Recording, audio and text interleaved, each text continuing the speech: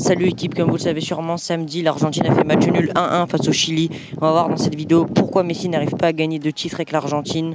Alors c'est parti pour une nouvelle vidéo sur ma chaîne, on va parler du cas Lionel Messi. Alors pourquoi Messi n'arrive pas à gagner de titre avec l'Argentine? Donc on va commencer cette vidéo très rapidement. Alors déjà pour parler du premier point, on va parler de la pression. Pour moi déjà Messi n'arrive pas à gagner de titre avec l'Argentine parce qu'il a beaucoup plus de pression avec l'équipe d'Argentine qu'avec l'équipe du Barça. On sait qu'on parle souvent de lui à la télé argentine, il a souvent de pression et vu que c'est Messi et que c'est le meilleur joueur argentin, eh bien il a tout le temps de la pression, constamment. On sait que Messi est un joueur qui supporte pas forcément la pression. On l'a vu, il a loupé des pénaltys importants comme cette année face au PSG ou même contre Manchester City il y a quelques années. Donc voilà, Messi ne supporte pas la pression, contrairement à un joueur comme Ronaldo. Donc quand tu lui mets de la pression, comme avec l'équipe d'Argentine, eh bien forcément, Messi est beaucoup moins bon, Messi bégaye. Et voilà les gars, pourquoi il est moins bon? C'est surtout à cause de la pression. Pour parler du premier point, on sait qu'il avait même fait des déclarations pour dire que son fils ne comprenait pas tout l'engouement qu'il y avait autour de lui en Argentine et pourquoi il était autant critiqué.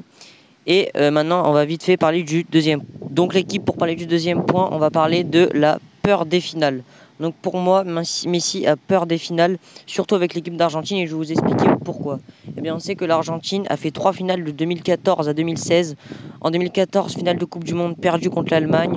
2015, finale de Copa América perdue contre le Chili. Et 2016, finale de Copa América perdue contre le Chili aussi. Donc Messi a fait 3 finales avec l'Argentine et il a perdu les 3, comme je viens de vous le dire les gars. Et ça ne le met pas en confiance parce que quand tu perds 3 finales d'affilée en plus, eh bien ça le met forcément pas en confiance et ça lui met encore plus de pression. Et chaque fois qu'il est en finale, Messi a peur. D'ailleurs on sait qu'il avait même loupé un penalty décisif en finale de Copa América 2016 face au Chili. Il en avait même pleuré. Donc voilà les gars, la peur des finales. Donc pour parler du cas Messi en sélection argentine les gars, on va aborder un autre point maintenant, c'est le manque de chance. Alors on va pas dire que Messi n'a pas eu de chance à chaque fois, parce que parfois lui et l'Argentine ont mal joué. Mais quand tu fais 3 finales défilées et que tu les perds 2 fois au penalty et 3 fois en prolongation, 3 fois en prolongation sur les 3, c'est quand même un peu un manque de chance. Tu perds en plus 2 fois au penalty.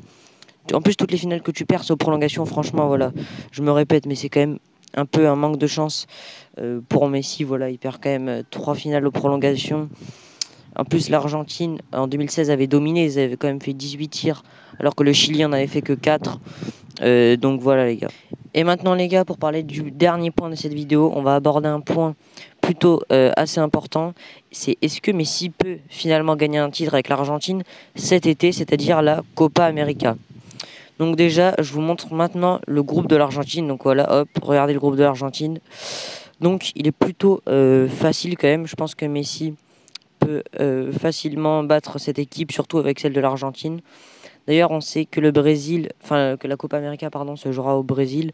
Donc ça mettra un peu plus de pression sur les Brésiliens qui sont favoris de cette compétition.